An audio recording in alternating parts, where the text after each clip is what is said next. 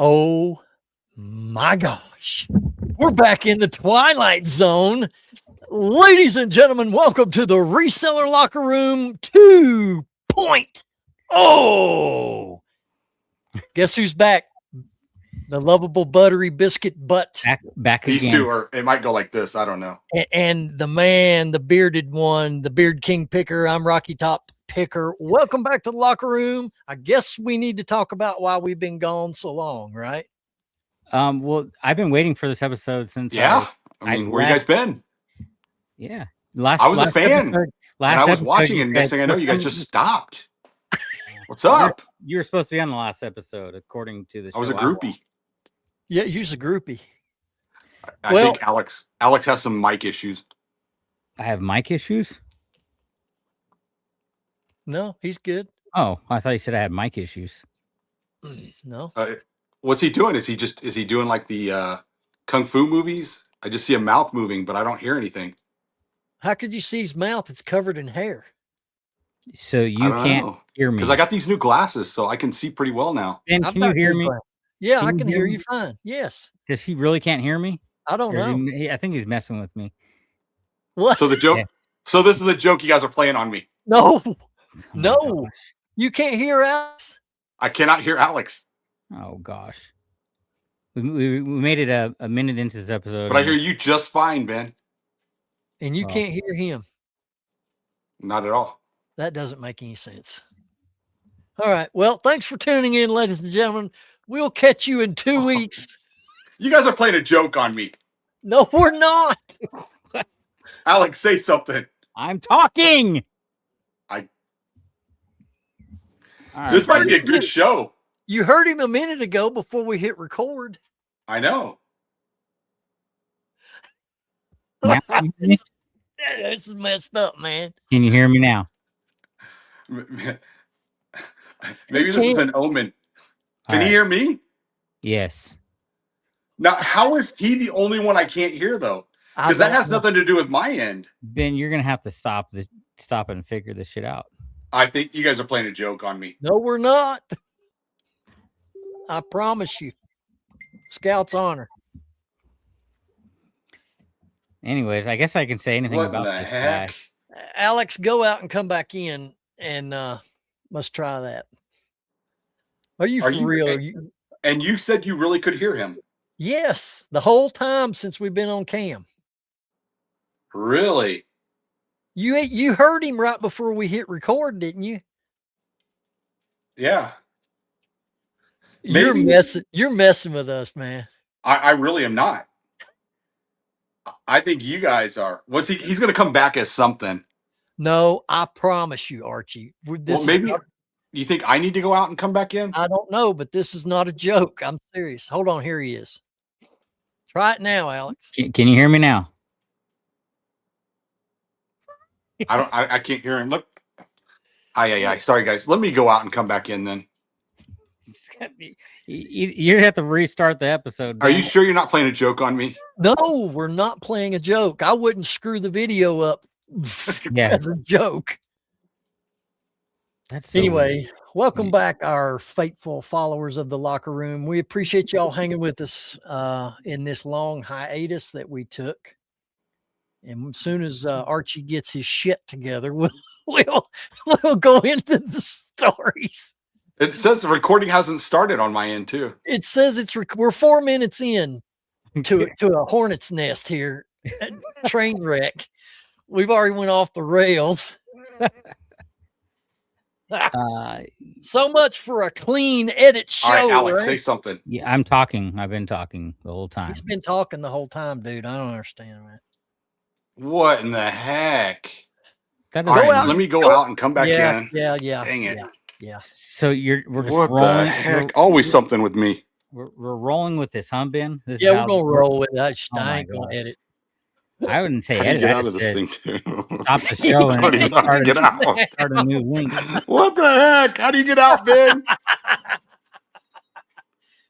Oh my gosh! There he goes. So once he's gone, I guess we can explain what happened. I mean, briefly, right? Well, yeah. Do you want me to go first or you? Well, no, I'll just say I just dealt with some personal stuff, so I stepped away from the show for, I don't know, a month. I called Ben a month after I stepped away from all social media and said, "Hey, what's up with the podcast? Because the last episode you guys record, you said Archie was coming on next week, which that episode never came. And then you said you were over it, which I thought you were just done with the show. But there's a miscommunication there. I don't know what happened. So you can explain your story, your side All of the right. story. All right. Well, it was coming into the holidays. I had to leave anyway to go on a cruise in November. Hold on, let's see. Are you now, Alex? Can you hear me? Hello. He can't hear Yeah, me. I can hear you. Can you hear Alex? Can you hear me? Oh my God, I can hear you. Okay, thank you. Wow. All right. Ben, is he talking? I can't hear him. Sorry, folks. If you want to fast forward through all this BS, you can half an episode. No. All right. But anyway, So what's going on now? You're talking about the holidays. all right. So we kind of went on the hiatus. Everything just kind of fell really into place based on what I was dealing with in my life. For those of you watching might not know, I got married in October. In November, she and I and a bunch of friends of ours went on an 8 or 9 day cruise in November. As soon as we got back, it was Thanksgiving. And then, of course, after Thanksgiving, holidays go into full gear. And then it's Christmas. And then it's New Year's. And in between all of the new marriage, the holidays, and all that, I'm still not done moving from my house to here where I'm at. This is her house, our house now, but I am still moving stuff a little bit at a time as time allows me to Wait, move my stuff over here. you're not in the redneck shed right now? No, No, he's at the new place. this is down here in the den, man. He brought his decorations, so it looks the same. Yeah, I brought all my stuff that was on the back porch, all the signs, and I've decorated. And the main den is in that room. I'm in a separate room, but nonetheless, I just thought it was an opportune time, and I thought Alex was done, teetotally done. That was a miscommunication. And I thought, well, I've got all this going on in my life. I'm just going to shelf this for now.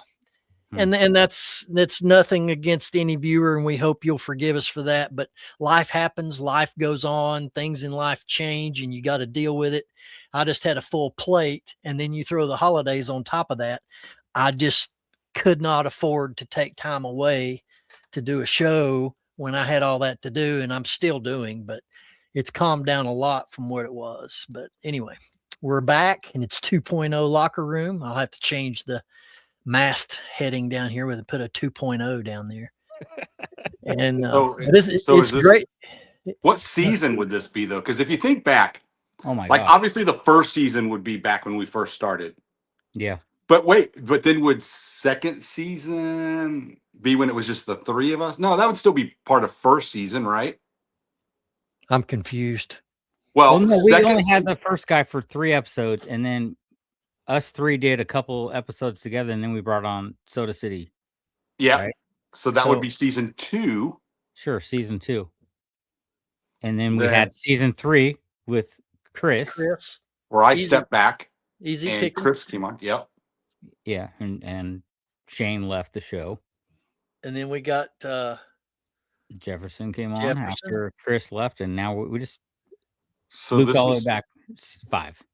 Season 5. Wow. Season 5 and what, year 3 or year 4? I think it's 3. 3 years, I think. Yeah. I don't think it matters because isn't like Survivor on season 50 and they haven't been around for 50 years. Yeah, it's crazy. So hey, good thing you went on your cruise earlier and didn't go to Mexico now, Ben. Ooh. Yeah, dude, seriously. I haven't really followed that whole story, but I just seen some clips here and there. Well, here's what's funny. Week before last, Marlo went on another cruise with her aunts and her cousin, and they went to the Caribbean and they went to Aruba and she sent me all these pictures, and I'm like, That's where I wanted to go when we were on the cruise, because we went to all these La Paz and all these freaking shitty, dirty. I mean, Cabo was pretty. That was my Yeah. favorite of the 3 stops. But we went to 2 other places first, and they were just shitholes. And I'm just like, I feel like I got ripped because they were in crystal blue water, white sands, flamingos walking around you. And I'm like, that's what I want to do, not what we just did in November. That was crazy. But anyway, I want to let's get all this out of the way, and then we can get in. Let's bring everybody up to speed first. Hey, Is this where we all cut ourselves, draw blood, and we touch? Yes. Oh, I'm gonna leave already. I don't know what's going on. Some weird ritual. Well, last time I was on the show, Ben, you're an eBay seller now. Apparently, you've sold out and you selling whatnot. I still got I got 700 and some items in my eBay store still. All I did was went through my store and pulled all my die cast out. And then I'm going to run that on my whatnot show. I mean, I've got close to 30,000 Hot Wheels, which, by the way, if you're watching this and you have a die cast collection that you would like to get rid of or sell, message me. I'm on Facebook, Rocky Top Picker, or Ben Dean on Facebook or Instagram. I will buy your collection. All right. Let's play catch up with this guy. Oh yeah, that's what I want. It's been a while since season 1. Well, it's been a while, I mean, I stepped away. Should I tell why I stepped away? I don't care. It's up to you. Well, listen, I don't know if you want to share that you kept getting the shits when we recorded, so you couldn't stay in front of the camera. I had issues, and Ben wouldn't let me record in the toilet, so I had to. No, I mean, I stepped away back then because I just had some personal stuff that I was working on, and it kind of took me away from reselling. I was still reselling just like I do now, but just not as much. Yeah. I have irons, or what's the saying? I have too many irons in the fire. Too many irons. Yeah. I mean, I have multiple ways that I do produce income. And, it was just hard to come in every now and then. And, we're all like, what's the find of the week? And I'm like, my find of 2 weeks ago. Okay. So I don't know. It was a little tough at times. And the thing is like reselling, though, I can still talk about the topics and, I can still keep a conversation, but I just didn't feel relevant with you guys. And I felt like I was just hurting you guys. So I kind of stepped away for a little bit, and I was just a fan. Viewers, write down in the comments if you feel like Archie was hurting the show. Let us know down below. You two converse. My wife just texted me and said that she's going to sleep. I got to go kiss her goodnight, and I'll be right back. This is what's weird, hearing Ben say my wife. Oh, yeah. Because, hey, everybody thought I was his wife for the longest time, because we were both single and we talked on the phone every night. You're just a side now.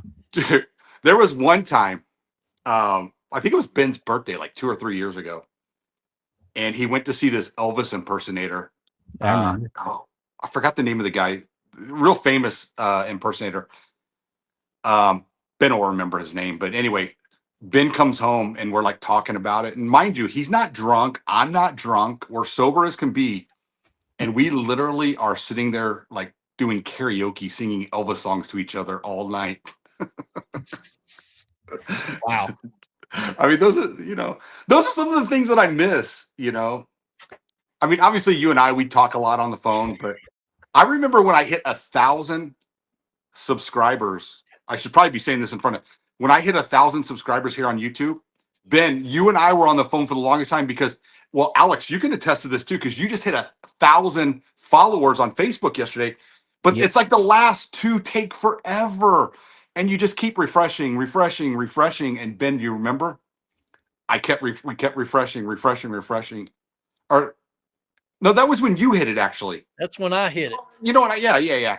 That's when you hit it. We kept refreshing. I remember my mom was here in town too, and she was like so excited when you hit your 1,000. But now it never happened though. You guys would just still be on the phone. Yeah. Yeah. Well, no, I mean, we still like talk like we're college buddies. Yep. It's like we didn't miss a lick. No, Ben, you know what? I'm not even going to tell you what I confessed. You can just listen to it on the replay. You might be mad at me. I don't know. I don't know that I'm going to listen to the replay. If you do, fast forward for the first 6 minutes. Yeah. Yes. Do yourself a favor. Just go ahead and bypass the first 5 or 6 minutes of this. But, here's the thing, though. It can only get better from here. Yeah.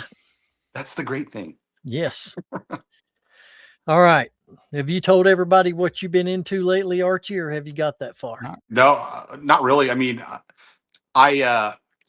so now I don't have as many items on eBay. I still do list on eBay. I still sell on eBay, but I went through a long period of time where I was doing a lot of live selling on District, specifically over with Jake over on First Class Treasures. But I've also got into TikTok Shop Affiliate and Amazon Associates. So here's the thing, though. To me, that's still reselling. Yeah. Because I basically get a whole bunch of free junk. And to be honest with you, it really isn't junk. Because if you see some of the quality stuff that I get, and TikTok Shop even now has like named brands like Vans, Vivor, Ninja. I mean, you can go on and on. Now they're all kind of jumping over there to sell too. And we get a commission every time we make a sell through our video. So we just, upload a video, link it. And man, I probably have 15 items that I'm sitting on right now that I have to make videos for. But I mean, I've had some luck with a couple different products that have made me a lot of money. So that's kind of where I'm at, and I'm kind of focusing on that and Facebook, and then obviously eBay. Are you getting paid for video views on top of the products? No. So I'm not even monetized for video views on TikTok. So I mean, do you guys want me to just explain real quick? Like, yeah, I don't know how it works. So as far as to be monetized for videos, you have to have at least 10,000 followers. Okay. And then I don't know what the rest of the criteria is, but I'm only at 5,000. But with TikTok Shop Affiliate, you just have to first get to your first 1,000 followers, and then you get accepted into the program. But all they do is they allow you to do 5 videos a week until you get to 5,000 followers. Then it's unlimited. It doesn't matter how many videos. You can put up 500 a day. I mean, there's this one guy, Barry D. Treasure, which he actually used to be. Some of you all may know who he is, but he used to be a huge eBay reseller.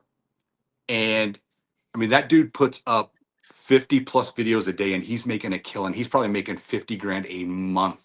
Good golly. But you guys remember Matt Thrifter Sifter? Yeah.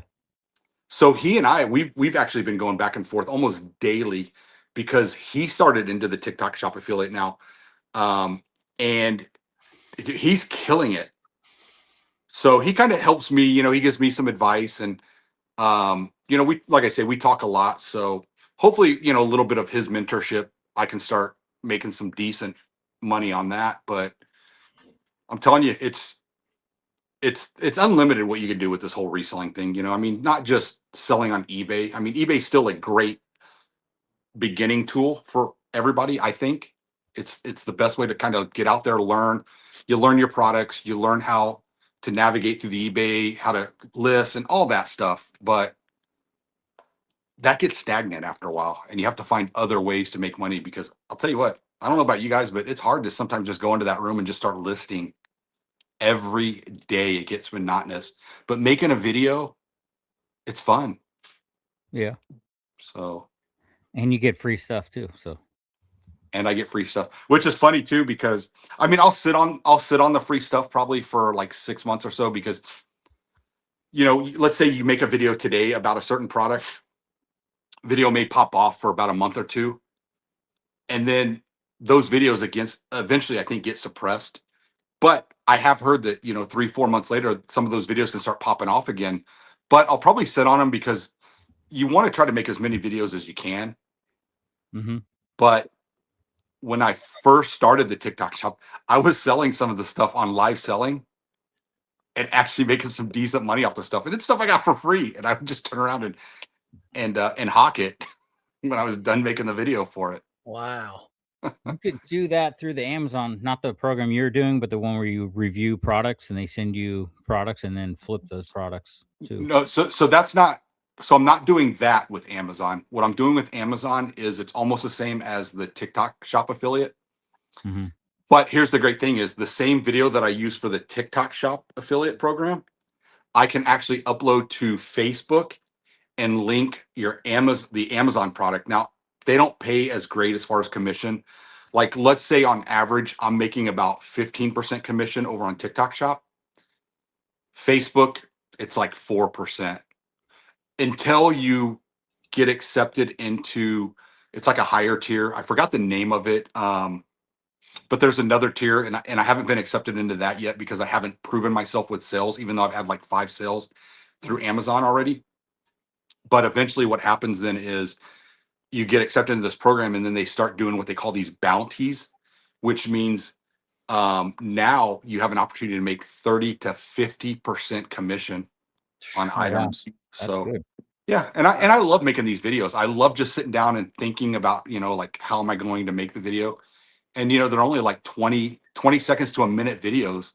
Yeah. Far cry from trying to come up with something for a YouTube video where you got to go, what, 5, 10, 15 minutes or longer? But I mean that's one of the reasons I know you guys used to always get on me about when's your next video coming out? When's your next video coming out? And I just dreaded it because you have to sit there and you have to, and come on, even though it's a 15-minute video, it takes a lot longer to actually film it. And then you have to go through and edit it. When I make a TikTok Shop video, it literally takes me less than 30 minutes from the time I hit record until it's edited and uploaded. Yeah. Speaking of YouTube, I don't know if you guys knew who Adam the Woo was. He passed away about 2 or 3 days before Christmas. It shocked me because I watched his videos every single day, and he was doing his videoing and his channel for like 12 or 13 years every day. And yeah, that was a shock.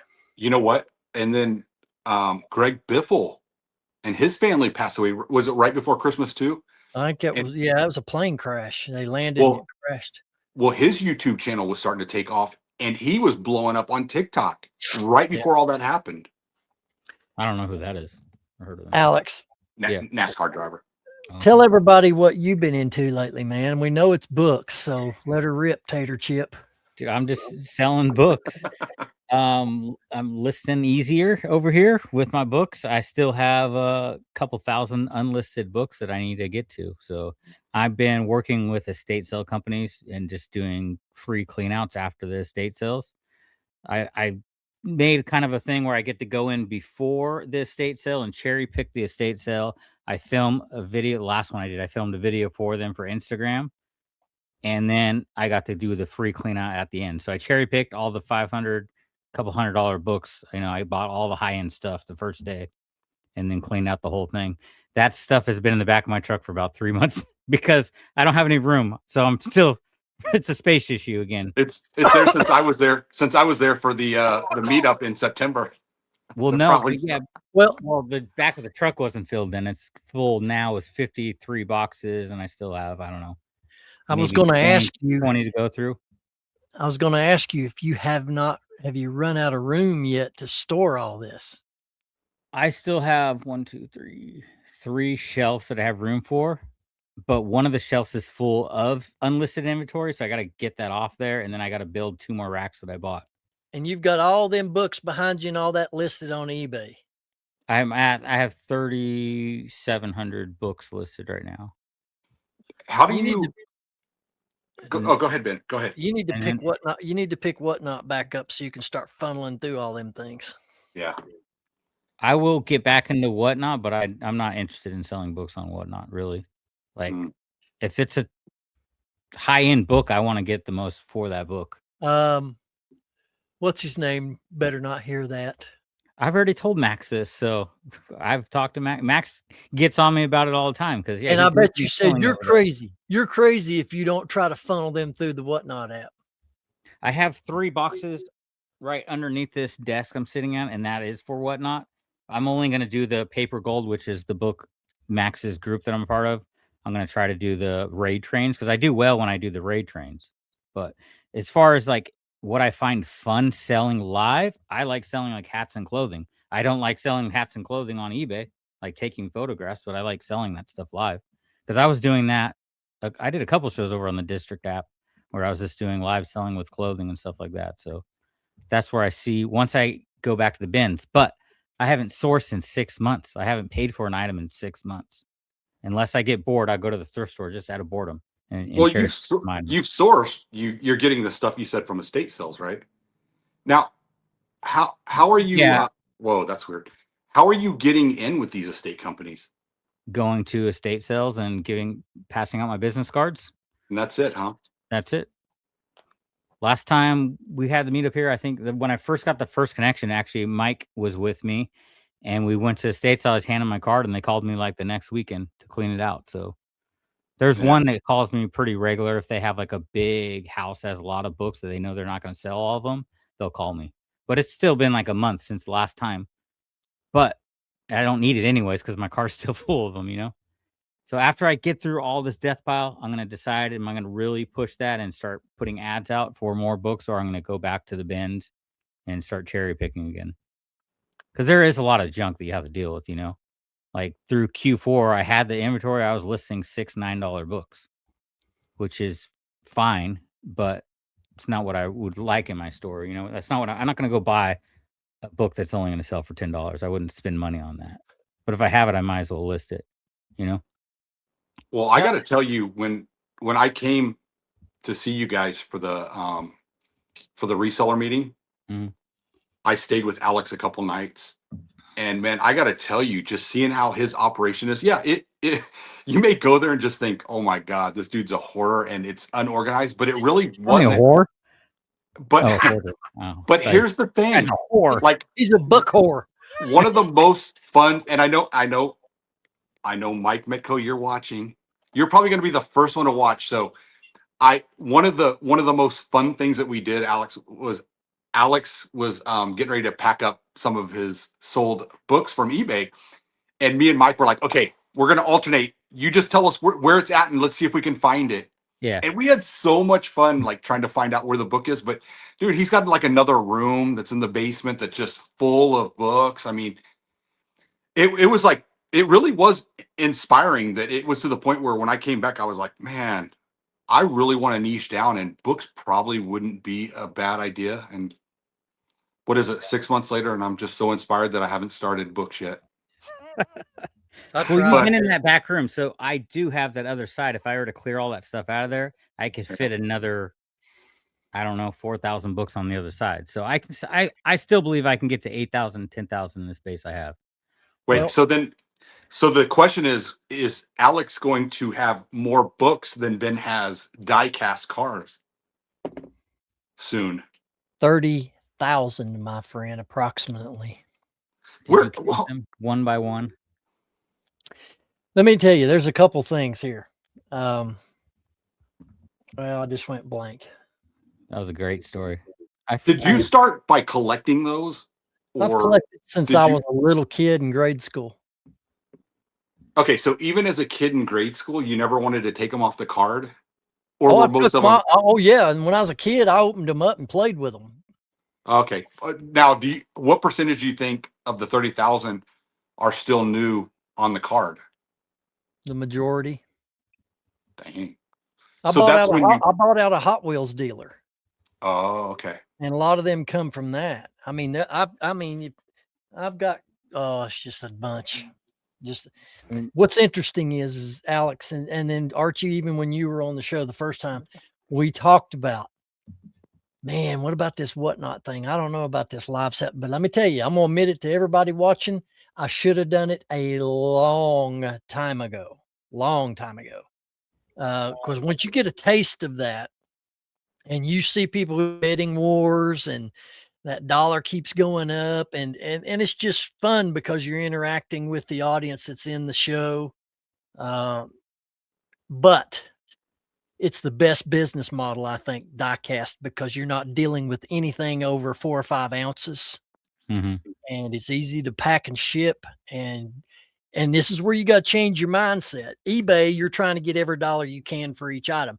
Whatnot, you go as long as you can go on a show and sell as much as you can, and you get your I was going to say get your nut by quantity.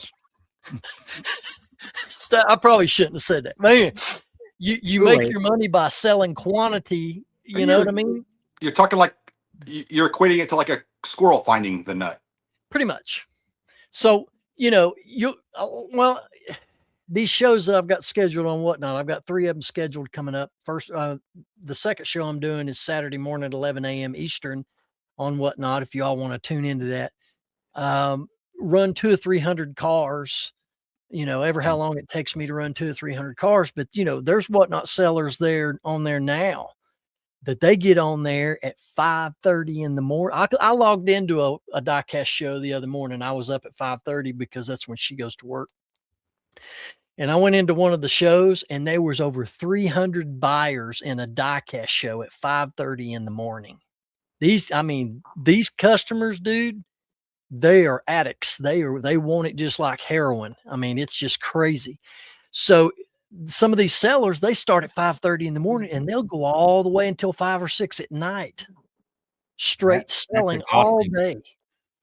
How many different freaking die casts are there? Like you have 30,000. How many doubles do you think you have? Not a whole lot. Archie, they make Hot Wheels themselves. They make 250 new designs and new colors on cars every single year. That's just Hot Wheels. Then there's the Hot Wheels Premium, which have upgrades, more detail to the car. They got rubber tires. And then you have Matchbox, and you have Cato House, and then you have M2, and you have Green Light and Johnny Lightning. So many of these companies that are making new models all the bloody time that you asked my question, how many different ones do I have? Well, Hot Wheels there's hundreds of thousands. They've been in business since 1958. Hundreds of thousands. I mean, thousands of different car designs. There's no way that one man can have every single Hot Wheel that's ever been made. It's impossible because it's just, they've been at it so long. But I'm kind of getting addicted to dealing with these little cars, like I said, because they're easy to ship. They're lightweight. They're plenty accessible everywhere you go. Walmart, Target, gas station. I mean, any place that's got toys or a little knick-knack aisle, they've got Hot Wheels. So the supply is massive. You wouldn't go to Walmart to go sourcing, would you? Oh yeah. Really? Why would the people buy them and Whatnot when they could just go to Walmart to buy them? And not pay the shipping. Not every Walmart gets the same kind of cars because they might be scalpers that go in there and clean them out, and a collector who's really needing a particular car can't find it. And there's things too. There's treasure hunts. Treasure hunt Hot Wheels are produced in a lesser number, and then there's super treasure hunts that are produced even less. They may make there's 72 cars in a case. You might buy 6 cases of Hot Wheels and not even get a super. A super is rare, and those bring a couple $100 or more depending on the style of the car. Now, I don't deal with any fantasy type cars, that's got a dragon on it or a toilet bowl and all that crazy. I deal with realistic actual car models. That's what really weird fantasy with toilet bowls. Well, that's just what popped in my head. Kinky the first time, I guess. I mean, yeah. So, the supply is endless. There's collectors on there looking for something all the time. And, dude, this is what I want to niche down to doing. I mean, I've talked to some Whatnotters, 2 Gen X to be, for example. They've got a YouTube channel and they do a daily show on Whatnot, husband and wife, and that's all they do. Interesting. What did you think about the shipping part of Whatnot? Did you find it easier, like the back end of Whatnot? Now that I've been through it, I think it's easier than eBay is. Yeah. Well, okay. What about now? Do you actually do like random pulls, or will you take pictures and actually run them that way? Good question. Well, my first show was last Friday night. I went through ahead of time in prepping, and I took photos and put them in my inventory as a draft, just like eBay. And then when you're ready to upload them over to your show, that's all loaded and ready to go. This next one, Saturday, I made one draft listing, Quantity. Hot Wheels car number 1 and Hot Wheels car number 2. And I just went ahead and duplicated drafts till I got to about 100 and some cars. And then I got them little circle numbers and put numbers stickers on each car. I've got them all laid out on this table over. You can see them about underneath the chicken's butt. Right here, you see all that plastic right there?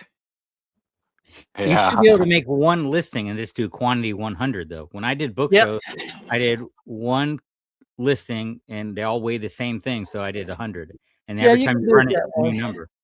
You could do see number 10. That'd be car number 10 coming up Saturday morning. Now so you don't think with those though, preloading them and possibly getting pre-bids, wouldn't that if you preload your inventory when you post when your show's going to be, you can get pre-bids all the way up till showtime.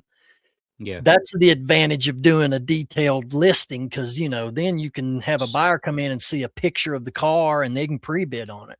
So going forward, what do you want to do? The easiest, quickest way is the way I told you. I'm just going to list ever how many number and duplicate that draft. Just random pulls. Yeah. If I were doing live selling, that's what I would want to do, because I don't want to take pictures, just one thing. I think there's an advantage of having to get pre-order or pre-bids to see the item, but there's also a disadvantage. People like me will come in there, go through everything listed, and if nothing there I want, I'll just leave. Instead of sitting in the show the whole time, people like kind of like the surprise. They never know what's coming up next too. So see, I disagree with you though on that. See, I would rather you come in and see what I have. And then balance if you don't like anything I have, because odds are I'm not going to just do random pulls. So, you know what I mean? I mean, I would just. Archie, you've got a good point, but doing whatnot and the processes of how to do a whatnot show is no different than eBaying or reselling in general. There's no right or wrong way to do it. That's true. It's just your personal preference. I find it with the amount of volume that I need to move, me to go into my drafts and just duplicate off of one listing the number of cars that I want to push through the block, and then just number them with stickers and just roll them out like cattle. You could also do like the really special ones and just do pictures of those ones for pre. Yeah, like the treasure hunts. I'll take pictures of those because those are higher dollar cars that you can get pre-bids on. Yeah. No, I mean I've done preloads and I've had very successful shows. I've done random pulls and had very successful shows, and I've done hybrid where I've half and half and had very successful shows. It's just for me personally. When I do shows now, I try to always upload if I can, preload them. But the one negative side that I will tell you is when a show's not going good and you're just like, oh my gosh, I only have one person in here buying, and they've already put a pre-bid on something that nobody's going to bid against them, and it's going to go for $2. You almost feel obligated that you need to run it. But you can just accidentally in the show, and they'll never. Well, you have lost reception. I've never accidentally ran it, but I just did, or accidentally stopped the show, but I accidentally didn't run it. Well, purposely. The seller's got a right to end the show anytime they want to. I know, and there's no obligation as far as districts guidelines. I believe that say if you preload it and you have a bid on it, I don't believe you have to still sell it. Yeah. Well, it's your discretion. I mean, that's not going to benefit anybody if you've got one buyer and he's buying everything for $2. That's not going to benefit much at all. I just had a guy just now text me for his collection. I got to get back to him in a minute. You're going to turn into me. You're going to run out of space. I mean, you had 30,000. You just bought a collection. You said for like 300. Here's one of the things I was thinking about doing, and I don't know. I thought about creating another channel on Whatnot where I do everything else, like my eBay inventory or I've got all kinds of designer shirts that I've still never listed or done anything with. I mean, Chaps, Banana Republic, Under Armour. I thought, well, could I mix it both in my diecast? Do a diecast show one day, do everything else the next day, because you can actually go change your username on Whatnot. So when I started, I was Rocky Top Picker, but then I thought, well, I need to see if I can change the name to Diecast to kind of let people know, hey, this is what I've got. And it lets you change the name once a day. So today I'm Rocky Top Diecast. Tomorrow I could be Rocky Top Picker Garage Finds. Yeah, I think once you build a big following on Whatnot, you could slowly start adding categories in. So you look at like Max did like for a year straight only books, and now he's moved into doing like antiques, glass, and estate sales, and he still has a crowd, and that's what he does full time pretty much is Whatnot. And one of the other interesting things is like I said, my first show was last Friday. Since then, I'm approaching 300 followers. And I think that's due to there's other people, friends, and you all sharing all the information. And two, I've been addicted to going into all the diecast shows when they come on because I get a notice and I just go in there every hour and I look to see who I've not followed. And I've got over 1,000 I follow now. Mm-hmm. And because of that, there'll be people following me back. My number keeps climbing. And then I've gotten kind of heavy on my social media with posts about my shows on Instagram and both of my Facebook pages. And I mean, it's not too hard really based on my experience so far on gaining followers over there. You just got to be active on the social side. Yeah, Well, so social over there. Well, speaking of Facebook, though, have you joined some diecast Facebook groups? Tons. So have you ever? So the very first video I ever put out on YouTube, like 4 years ago, was actually me talking about how on Whatnot I was a seller and I had a successful show as a nobody with no social media or anything. And what I did was I sold laser discs, believe it or not. And that's what I did was I just joined a whole bunch of Facebook groups, and I actually contacted the owner of the groups and just said, "Hey, can I promote my Whatnot show?" I said it will benefit all of the people in the group. I said because they're going to be able to get some cheap laser discs from me, and it might be something that they want to add to their collection. And I think every one of them was like, "Yeah, that's fine." So basically, I started a month out, and for the up till 1 week out, I just put out one post a week because I didn't want to spam the group. And then when it was the last week, I let the owner of the group know that, hey, I'm every day. The last week, I'm going to promote it. And I'll tell you what, I wound up having 15 people at all times in that group. And the only thing that hurt me was they didn't have media mail at the time. Mm-hmm. So laser discs are over £1. So everything was like $8. Yeah. And that was also before we had Ground Advantage. So that hurt me, but I had 15 people in at all times. I'm sure some of them obviously were friends and family, but I had at least 6 or 7 people that were all bidding, so that might be a good thing if you see if they'll let you promote it. You may have, I don't know if you've done that already. I have. Cool. Yeah. Are they going to let you? Oh yeah. I've been doing it. I do want to thank cool. Mike Metco, Brian from Jack's Treasures. He and I have been texting back and forth. He's answered a lot of questions I had before my first show. So Brian, I appreciate you, buddy. Go check them out on Whatnot. They are so entertaining to watch. Love those guys. But yeah, Mike and let's see who else. Andrew from Goodwater Pickers. Just real good people that I know came in and supported me in my first show and bought from me. And I'm very grateful for that. And I appreciate it. Each and one of you, you know who you are. And I don't want to leave anybody out, but if you came in and bought something, I appreciate it. Or even if you were just there watching what's going on, I appreciate it. And I was there to shield bid. Huh? I was there to shield bid for you. Okay. Yeah. Thank you.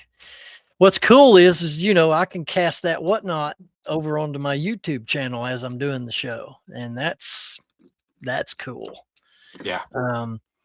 So yeah, I've got bit by the live selling bug, and I'm telling you, it's feeling a lot better than sitting and listing for 5, 6, 7 hours. You know, here's another aspect though of the whole live selling is it changes your mindset on how you source now and how you negotiate. Yes, it does. That's And fact.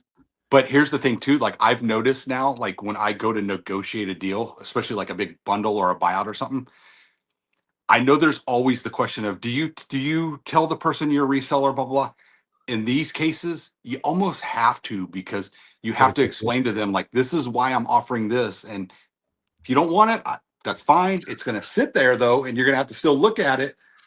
But Yeah. so it's definitely helped as far as like negotiations, and I love it. I love Well, negotiating. speaking of negotiations, this deal I did today at 5 with this dude, you know, I put an ad, I'm buying diecast collections on Facebook Marketplace. He messaged me. We went back and forth. I said, okay, here's what I want to know when I first started talking, and talking to anybody that messaged me about collections. One, I need to know what all do you have? Specific, you know, do you have all Hot Wheels, a mix of Matchbox, M2s? Tell me all your brand names of what you got. Second thing is tell me how many pieces you have that you want to get rid of. Okay. And then third, are they carded or are they loose, which means they're opened? And then I ask, you know, what are you looking to get out of them? I ask that specific, what are you looking to get out of them? I don't say how much you want for it. I don't ask that. How much are you looking to get? That means I may not give you what you're looking for, and you may not get what you want to get with me.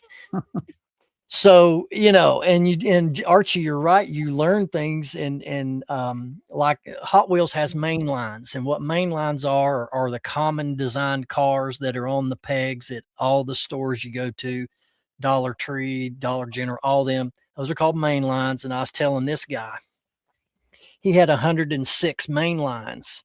Now they were all based on actual cars, no fantasy cars. I told him I don't do fantasy stuff. Don't sell, you can't give it away.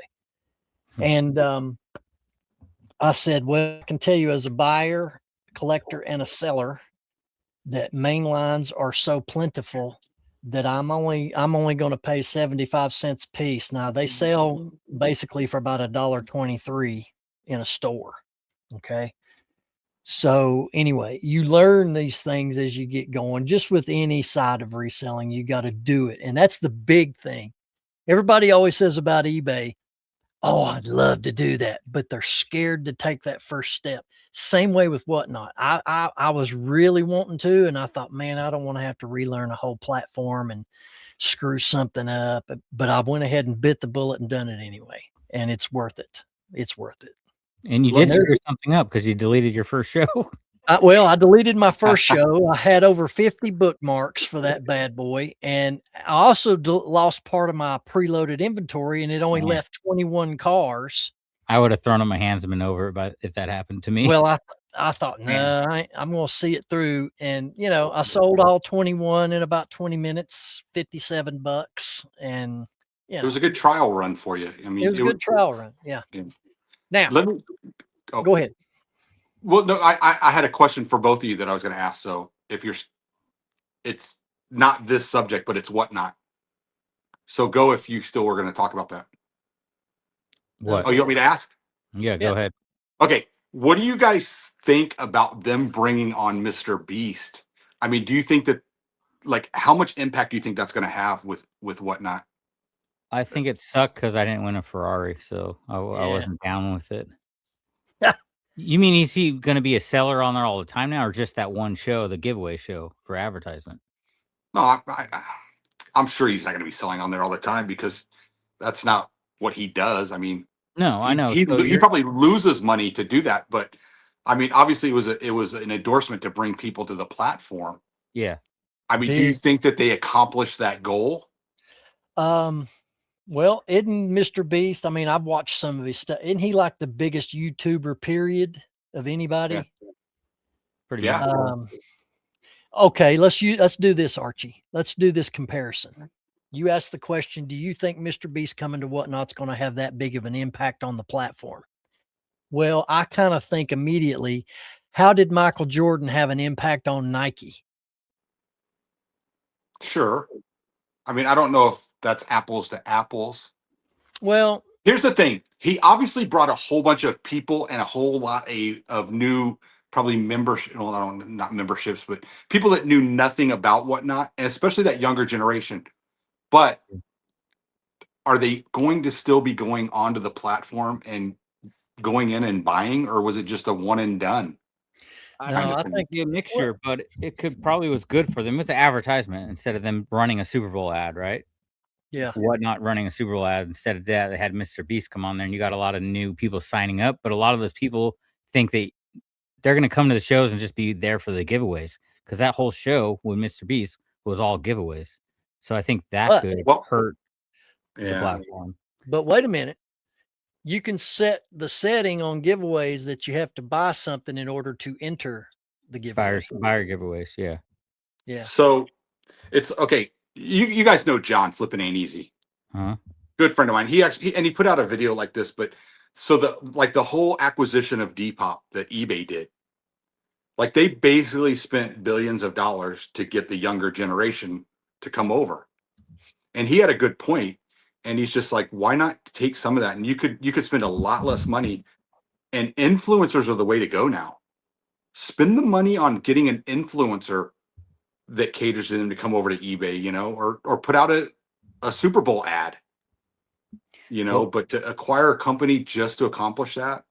Well, they acquired it also to eliminate competition. They could. Yeah, I wonder if they're going to leave Depop open or just let it, get rid of it. So they got rid of the competition. But I do agree that influencers are the way to go. That's why we brought you back on the show, Archie, because you're a TikTok star, and we want all those views now. I've come to know I'm riding your guys' coattails, just so you know. I don't have coattails. I go buck naked. Hey. But no, let me tell you something. Now that I got a taste of live selling, eBay's doing it on a limited basis, the live selling deal. They should just go full force and let every seller on eBay go live whenever they want, like Whatnot does. It's going to become a giant. We've done shows after show talking to other Whatnotters, talking about Whatnot. We've been hearing all these opinions for a couple years. And they all said that's going to be the future. And I believe it is, because it's the future with the public.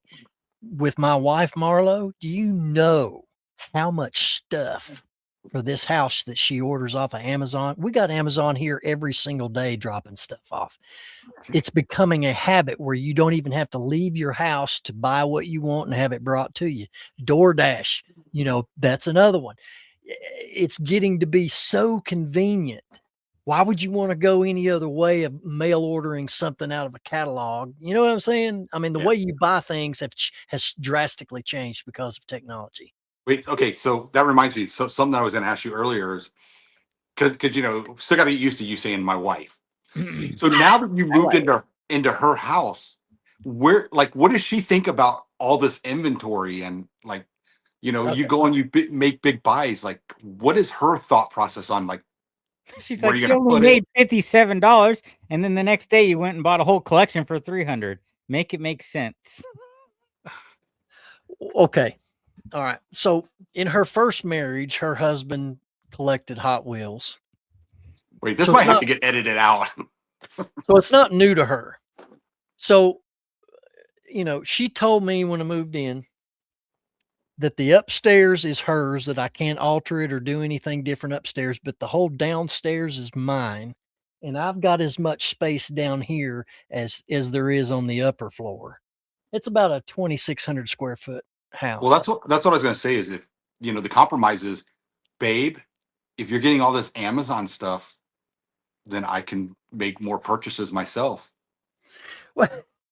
Well, so let me get back to that's the give and take of marriage. Well, let me tell you, she helped me do my first show Friday night. She was my Van and White. I got a table right here and I got a phone stand with a light ring and I went off my phone. She stood over there and when I called the number of what's up next, she would bring the car and place it on the stand. She helps me. She wants to help me. Um, she does not want me displaying any of my cars on the walls or nothing anywhere, which is very disheartening. But I can down here in the den, but the only open wall I have is through this entryway and and just the walls down the hall. I'm going to put displays on that back wall back there, but nonetheless, if she didn't believe in reselling cars to make money, she did tonight, because when I had some stuff that I moved on this dude and I made a quick $300 in the parking lot, and I got back in the car and we got our light bill the other day and it was $315 because a couple of weeks ago it got down near zero every night. Mhm. And she was like, honey, can you help me with this? This is a lot. And I was like, yeah, I can help you. So as soon as I got back in the car, I handed her 3 crisp $100 bills. She goes, what's this? I said, don't tell me that diecast don't pay the bills, because there's 300 to put towards the electric bill. Wait, what did you sell? Just some off stuff that I had for my own collection that I'm deciding to thin out because I'm not going to have room to display it down here. So, you know, it's it was good to say, here's $300 for the electric bill. You can cover the other 15, can't you?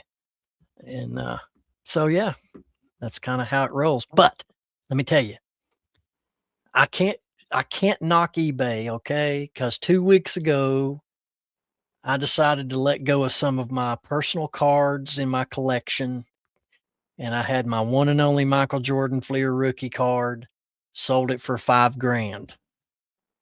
That was stellar. Well, Stellar. yeah, that's awesome. But I mean, yeah, of course, the reality is I still am looking for deals that I can maximize my money on eBay with. Yeah. 100%. Yeah. But I've been doing a lot of local sales too. Yeah. I love selling on Facebook Marketplace. Too bad we weren't doing the show. Too bad we weren't doing the show when I sold that Jordan, because I would have got the sale of the year off of that bad boy. Yeah. It's a good buy. Good sell. But yeah, that was awesome. I didn't like the fees I had to pay. How much was that? How much do you actually pocket off the $5,000?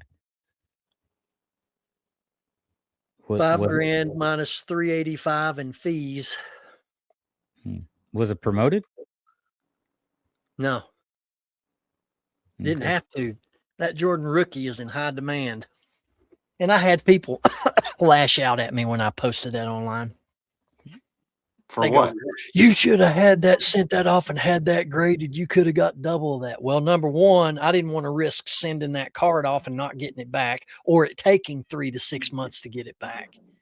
So when I put it up, the very next day I got an offer for $2,000. Didn't reply. Then the same later that day, I got an offer for $3,000 and I didn't reply. And then the very next day, a guy from New York that owns a card shop came in, boom, offer $5,000, because I had $5,500 on it. And I just took it. What would be the difference though if that was graded like a 10?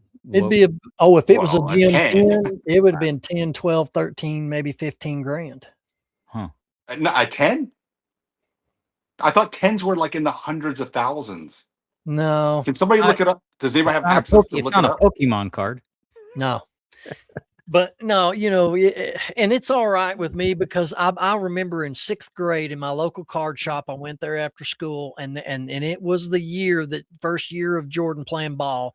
He had that card in a display case and he had $1 on it, and I bought it for $1. It's when I was in 6th grade, and I have kept it all these years.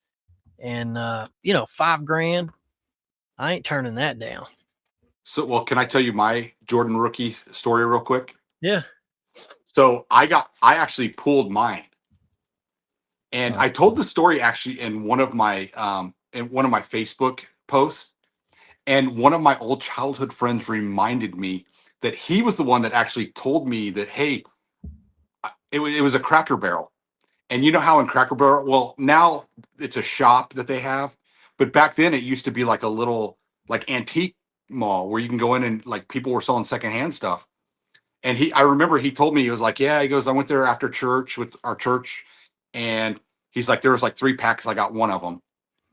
And so we went there with our church like 2 weeks later and they were still there. And I went and bought one and I pulled the Jordan rookie. However, I sold it my senior year of high school for like, I think $350. But hey, you know what? In my defense, $350 as a senior in high school in 1993 was like $5,000 today. A lot of money. Yeah. That's true. It's crazy, guys. It's crazy. It's fun. I look forward to. I've never looked forward to coming and sitting in front of a computer and list. Never looked forward to that unless I really had some banger items, which hasn't been often. But now I'm excited to get prepped for a show. I'm excited no matter if I make $20, I'm fine. How many bookmarks you have on those next shows? 50 some on Saturday morning show. Really? In the morning? That's crazy. 11, 8. Well, I'm experimenting because the next show after that, I'm doing it at midnight next Saturday. Well, Friday night into Saturday morning, 12 a.m. I'm going to do a show at 12 a.m. So is your goal to start doing it weekly, you said? I want to do it daily is my goal to get to. That's your goal. I want to do it daily. Yeah, if at all possible. I mean, I know by doing that, the amount of shipping that will have to be done is going to be crazy. But I want to make some money. I'm tired of waiting on eBay. Well, I know one of the biggest differences, at least I still think it's a difference between district and whatnot, is district. You could have a show today and then a show tomorrow or 2 days from now and have what they call progressive shipping. Yeah. Has either one of you guys heard, has Whatnot ever thought about that, or is that in the works? Or I have no idea, bro. Because they do have a cap. Once you get to a certain level of a seller on Whatnot, they give you a cap to where it's $9. You'll not pay any more than $9.17, no matter how much you buy. Wow. Isn't that fill the box though? Where it's the $9 shipping? I think that's the big box or something. I think that's the flat rate shipping, the biggest box of flat rate shipping, that you'll pay no more than $9.17, no matter how much you buy. Yeah, but with me, dude, one Hot Wheels in a pack, like this thing right here, you can fit a lot of them. Barely weighs an ounce. Yeah. And then when you put your box in it and your packing material, it might be 2 ounces, 3. Yeah, I see people doing books and they'll do like fill the box for $9 and they'll keep adding books while people are bidding and they fill the whole box. And if I can get to $250 in sales by the end of my Saturday show, Whatnot will give me a $500 bonus. Really? That'd be nice. And then the next level, guys, I can't remember exactly. There's 3 levels. The next level, if you sell like $1,000 within a certain day's time frame, they give you a $1,000 bonus. Speaking of bonuses, Alex. Yes. Alex hasn't shared this yet, but he is monetized on Facebook. Which is crazy. I've been on YouTube for years and I pushed Facebook for 2 weeks and got monetized. That's crazy. Well, man. So here's the thing with that though. Have you seen any bonuses yet on that? Yeah, they would, if I shared to 6 different groups, this was a couple days ago, they would give me like $30 if I shared to 6 different groups. The problem with groups are not all the groups will let pages share onto their thing and accept it. Yeah. There's some even I'm not going to say any names, but there's some popular reselling groups that won't even let me post my stuff on there. On Facebook. You know what? So the group that I formed over there on Facebook, they let me post. Well, but here's what's funny is I just found out like a week ago that I had it set up that only profiles could join. So I don't know how I got all those pages to join, but can I, Ben, you guys okay if I shill it? Yeah. No, go for it. It's the Flip Social Hub. I know it's a crazy sounding name, but it's a group. It's a group on Facebook called the Flip Social Hub. And the whole point of it, the reason I did have AI come up with that name, but I wanted it to basically for resellers that want to build their social media and that could use my group, because when you make a reel or a post, Facebook really does want you sharing it to groups. And I always felt bad because I was sharing it to groups that I felt like maybe they thought I was spamming. So I just kind of wanted a group where anybody that joins it, I think we're at like 340 some members right now, but they can just share it I'm a over member. there. Yeah, I'm a member. cool. We still have the reseller locker room, but it's not a page. It's like maybe it's a group too. I'm not sure what it's set up under. It's a group. I don't know why anybody want to join it. Yeah. Never mind. I'm not going to even talk about it. It's been Well, shot down. I'm just kidding. Ben, Man. I'll put with all due reels over there. respect, you have a reseller meetup, which was phenomenal, very successful. And then less than a month later, there's not another show for like 3 months. I mean, can you blame people? You know how many people that I've time. had message me wanting to know the date for the one this year? Yeah, but guess what's that same weekend now? I know. What's Well, happening? yeah. So I'm thinking if we're going to do it, we'll have to do it on a different weekend. You have to. I mean, you're not gonna. It'll just be us three. I don't know, dude. There I was a don't think lot of there- locals at this event. I think that event's only every couple of years, though. It's not going to be there next year at the same time, probably. Yeah, but One of the things that we should have done when we did that event,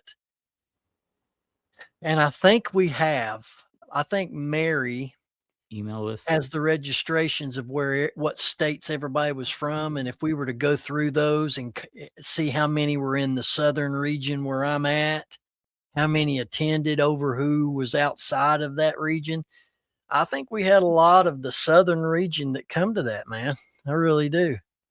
yeah, So I think so.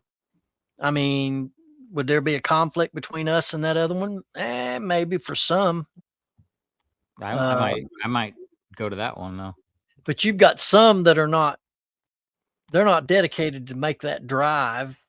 Or of course, we had a lot of people travel from far away to come to this one. So I don't know, fellas. We'll just have to ponder that. But Yeah. we would definitely have it at the Moose again. Because that room we've got money left in the kitty to pay for the rental of it. I mean, all we got to do is set a date. We know what to do and what not to do now. And so, you know. Did you say what not? Oh, No. blue. I got to find You know that. what I told you, Archie, is that once I got monetized, I thought my other page got monetized, Booked Us Media, but it's not monetized, so it didn't Have y'all- transfer over. So I have to get monetized over there too. Have you turned it over into your professional mode? My personal, my Beard King Picker is professional mode. I got And then both my pages on professional mode. I don't Yeah, ever go me on. too. I've never gone on Facebook on my personal one except when Bethany tags me in something. But we have Booked Us Media on Facebook now too. So we're actually pushing our book stuff, which is book reviews and book recommendations, stuff like that. So we're going to be, doing that on TikTok, Instagram, YouTube, and all sorts of stuff. So hopefully we'll get that one monetized too. Go follow Book Dust Media, everybody. Yeah. Bethany doesn't care about the monetization. She just wants free books. So she wants to get to a point where authors are sending her books to do reviews. That's the only payment she cares about. That's awesome. Free books. So Did she already got someone offered to send her a book, but it was like horror, and she doesn't read horror stuff. So she didn't reply to that. Did you see my 2 TikTok shop book reviews? Yes, I did. I saw one of them. Guess what? Did you sell a book? No, but I never read them. I just I went know to you. AI I and know said, you didn't read I them. said, hey, this is the book. Tell me. This book is Can awesome. you write me a I could 45 tell you second didn't ad? read that crap. But let me tell you what he did, Alex. He went in there and asked ChatGPT the premise that's of what the I did. book, and then he just repeated it on. I said, I did. So I use Perplexity, and it lets me call it Lex. But yeah, there's actually you can get Perplexity free for a year, just so everybody knows. I never even heard You just of have to set it up through PayPal, and then you get it for a year. You get their Mac Daddy. Really, guys, you get the Mac Daddy one where you can upload multiple pictures and everything. But anyway, yeah. So I do that. I go to I call it Chat GPT. It's not. I go to Perplexity and I always tell it, it's like, hey, I upload what I'm going to make the ad about, and then like any information about it. But it can also compile information, and I just say, hey, make me a 35, 40, or a 45-second to a minute ad on it, and it comes up with like a little script, which is cool. You start a whole book review channel, just all AI book reviews. And you never read one. Yeah. Listen, I like the uses of AI, especially, making thumbnails and creative things. But that tool right there, just like the cell phone, just like the internet, AI is going to make people who haven't been lazy and not think about things, because they're going to let AI do it all for them. And I'm not saying that's wrong. Okay. Before I get a bunch of hateful comments, I'm not saying it's not wrong. Like my logo that I made for the diecast. Let me show you here for those of you watching, if I can find it. While you're doing that, the only thing that scares me about it is just the school system. Because now kids, instead of writing book reports, I know I'm sitting here talking about cheating, but they've been doing it before AI. Just read the back of it. I mean, we did too. Yeah, you're right. You read the first chapter, the last chapter, and like a middle chapter, you could write a book report. Well, don't they have like Cliff Note books out where you can just read that? Yeah, which used to be good books to flip for college students. The Cliff Note, the yellow books, they're yellow. Yeah. Not really anymore, because you got AI, so no one really needs those books anymore. Dude, that is freaking cool. Yeah, it's real cool. Well, I went into Chat GPT and I said, Rocky Top diecast, and I want the Hot Wheels logo, and I want it done in a gray, black, white, and orange color scheme. And boom, there it is. So I couldn't come up with that on my own. If I did, it would take me a long time. It took 2 minutes. Yeah, well, a couple of years ago, that would cost you a couple $100 to get someone to draw that for you. Oh, dude, my Rocky Top cartoon Rocky Top logo, that cost me $300. What are those guys going to do for a living now that AI can do all that for you for free? Yeah. You know what? Speaking of AI making things easier, Alex, your hat. List easier. Well, but here's the thing. Like, what kind of impact have you seen by using List Easier? I got a black one too. Sharp. I would have kept the white one if I knew you were getting a black one. Yeah. Well, I told Josh I wanted a black one. This is what happened. I was in Josh's chat and I said, hey, you should make a black hat. And he's like, oh yeah, it's a good idea. So he decided to do a giveaway. Anyone that was in the live stream at the time after I mentioned that would get a free hat. So my little comment ended up costing him $3,000, I think he said. Oh, so I felt kind of bad. I'm like, I just wanted one for me, not for everyone else. Oh my god. Yeah, black on black. Cool. But how have you? What are your thoughts on it? It's amazing. I mean, it changes everything as far as how fast I can list. I still do batches like at 10 at a time, but I mean, you could do 100 at a time. I'm still going in and pricing every book. So there are some people that will, like, you look at Primo, I think they were listing books and they just listed every book at $19.99. I'm still taking the time to look up every book to get the most, value out of that book I can. But just taking pictures on my phone, I airdrop them to my computer and, have a couple windows open for research and get the listings done really quick. So I can use it for whatnot? No, it doesn't. It's just connected to eBay. Oh, okay. So for like static listings across other platforms, they're just going to eBay right now. I mean, maybe in the future they'll branch out and do other platforms, but I'm just using it for eBay. My listings suck though, because my phone's broken. It doesn't take pictures anymore. So I have to get a new phone. So I haven't been listing like I should. Oh. So well, what you're talking about listing, one of the things that's great about niching down into one class is that you can make tons of drafts basically the same, tweaking a few little details here and there. it ain't like going to a yard sale and you come home with about 50 different items of all kinds of different stuff, and Well, it takes forever to, do all that. yeah, and that was kind of, I know when we talked last time about List Easier, that was kind of the reason you didn't want to use List Easier, because you're not just selling one type of item. But they came out with a new program. It's still part of List Easier, where you can do random items, all different things, and it will work. So you don't have to do batches. You can That's cool. list, you can list a golf club, you can list a book, you can list a hat, and just send the pictures in. And it's really quick. I've used that too for other items other than books. So yeah, I'm happy with it. I mean, I think it's the biggest change you could do in your reselling business if you sell on eBay. And there's really no excuse. You should, like, this whole, list 10 a day. Oh, that's pretty ridiculous nowadays that you'd still be doing. I only list 10 a day. I mean, I don't list a certain amount. I try to list $500 to $700 of new products every day. But for those that list by number, using that program, List Easier, instead of doing 10 a day, you could do 100 a day. Yeah, I've done 100 a day, easy. You could do 100 in, maybe a couple hours. Depending, if you already have a price, you could do in an hour. You just upload the photos, put the price in there. If you know where they're going in your SKU system, you could do it really quick. It takes a little bit of time because I have one book and I'm trying to find one little slot. So I'm individually walking around here. That's why it takes me longer, and I'm not doing 100 a day and trying to find one spot for that one book. And then I got to run back to my computer and put the SKU number in. You need to rent a townhouse that's vacant like you talked about before and just pack it full. It will be this townhouse. I'll just rent the one next to me because I'm not going to move these books. Yeah, I don't blame you. And like, even if we buy a house, I will keep this as my warehouse because it's cheaper than any warehouses in Nashville. And I'll have 3 stories. The books on the 3rd floor might be way too much and might fall down here though. So maybe just down here we'll have the books. You ain't had any more floods, I hope, down there, have you? No, but my toilet's been broken for 4 months. They still ain't fixed that? No, but I got 3 other ones, so we're good. Wait, okay. Did this happen after Mike Metco was there? No. The pipes broke. It's like the main bathroom on my main floor has been like out for like at least 3 or 4 months now.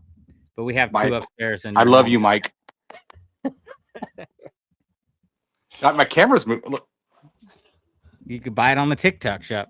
Buy it on the TikTok shop. All right. Yeah, I remember being on the phone with Alex. I said, "What are you doing? I'm down here in a damn sewer. What do you think I'm doing?" Say hi. Hey, you're in the basement now, just like me, though. Yeah, I am. Your wife just throws you in the basement. Yeah, pretty much, man. Yeah. So when y'all come back to visit, I got a whole big layer down here to hang out in, man. So you're not going to miss the shed, huh?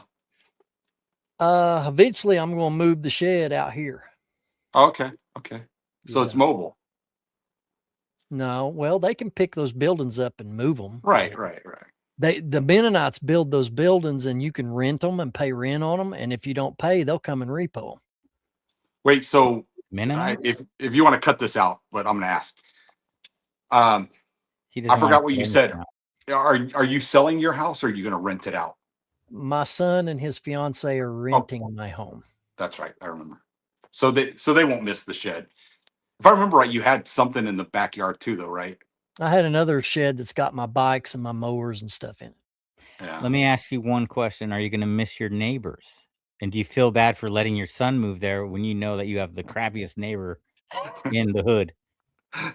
That'll be a whole episode on its own. Yeah, that's right. The first answer is no, I don't miss them. Second answer, I've already forewarned my son and his fiance, and I won't tell you what his response was, but she ain't gonna give him any trouble because he'll do things and say things that I have not said and done. So yeah, there's that. But I've spent 25 years of my life in that house. And I put a new roof on it in September. I've dumped a lot of money in it in the last 25 years. So I'm happy that my son is he's living in a 2-bedroom apartment paying $1,300 a month. Mm-hmm. That's crazy that's crazy high. So, he's going to get into mine a lot cheaper monthly. And as a father, you got to take care of your kids, and that's helping them. And, Yeah. So there you go. Awesome. I'd like to say hi though to Mr. and Miss Dean, your Oh, mom and dad. mom and They were dad. so sweet. Yeah. Yeah. They were sweethearts. Yeah. They enjoyed you guys. Really did. So, all right, fellas, we are You 1 didn't sell me minute. the Bible though. We're an hour and 20 minutes. I did sell a couple Bibles last week. Nice. Yeah. Marlo cleaned out a closet and she found a bunch of Bibles that were at her mother's. Her mother passed away last year. And she goes, "Do we donate these?" I said, "Nope. I'm going to list them," and sold a couple already. That's But good. anyway, ladies and Alrighty. gentlemen, we are so happy to be back. It's great to have Archie back with us and everybody that helped us along the way. You know, Shane and Chris, Easy Pickens, and CJ Benz, Fonz Jefferson. You know, they're all still a part of the Locker Room family as far as I'm concerned. And we're back rolling 2.0. Now, we won't be, as of right now, based on our last discussion, we won't be a weekly for right now. I've got to finish moving crap and all that stuff, but tune in. And when are we uploading this, fellas? Did we talk about that? I don't think we have. All right. What You was- said you wanted to put it out as soon as you can. So if you get it uploaded, I can do the back end stuff like I've been doing and get it out. Tomorrow? Just text me when it's ready and I'll just post it. Well, it probably won't be tonight, but it'll get done here before the weekend's over. When were they uploaded? I forgot. Thursday mornings? Yeah, we'll probably go back to doing recording on Tuesday if we can, and then uploading Thursday like we always done at 9 Cool. o'clock. But this one might just come out Monday. Who knows? Archie, any final words? I'm just very glad that you guys called me and invited me back because I missed you guys. The door's always been open. You just were in Yeah. a ready position to do it. Yeah. He's got I'm all ready. the time now that he's a famous TikToker. That's right, man. He can make his own schedule. We got celebrity in the locker room. Shoot, not even. Yeah. He's TikTok man. He does those TikTok videos. Let me tell you guys, you all got to get this. No, you got to have this product. It's one of a kind. I'll tell you. I do have some different energy, that's for sure. You do, man. You got to hype that stuff. Now, that's another thing with Whatnot I noticed is the most engaging and the most shows that make the most money and most bidding activity is the entertainment hyped up hosts. So many that I drop into and look, some of them don't even talk, dude. They just stick a car in front of the camera and you don't hear them say nothing. Or they say this, and this kills me. Let me know what you all want to see. Well, how are we going to do that if we don't know what you have? You know, you're there to show everybody, not sit there and wait on somebody to ask for something.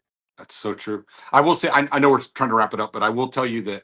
So when I started doing the live selling on a regular basis, one of the most common feedback that I always got from people that would message me, they'd just be like, dude, your energy, you're the reason we keep coming back. We love your energy. You know, I mean, obviously I brought good stuff too, but you have to have good energy. So. Yep. That's Alex? for sure. Yes. That's why I don't Anything? do live selling. I'm like, I got nothing, guys. I don't really even want to be here. But here's this book if you want to buy it. Same old Anyways, Alex. were you asking if I had anything to plug here? Is that where? Yes. Plug whatever you want, man. Brand new YouTube video. Getting back to YouTube. Go follow me on Instagram, Facebook. Like all my stuff on Facebook. I'm up to 1 taco I could buy at Taco Bell. So hopefully by the end of next week, maybe I'll get 2 soft tacos. I mean, you never know. So Tune into his YouTube channel because it's reselling in pajamas. Yes. That's right. And the last one was even better than that. All right. Hey, we want to thank all the paid subscribers that stuck around during this absentee.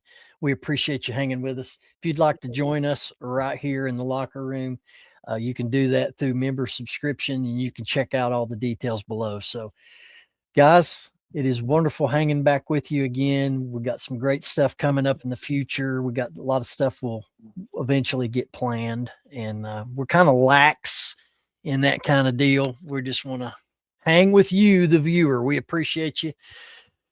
We'll see you next time and see you when we see you. maybe next month.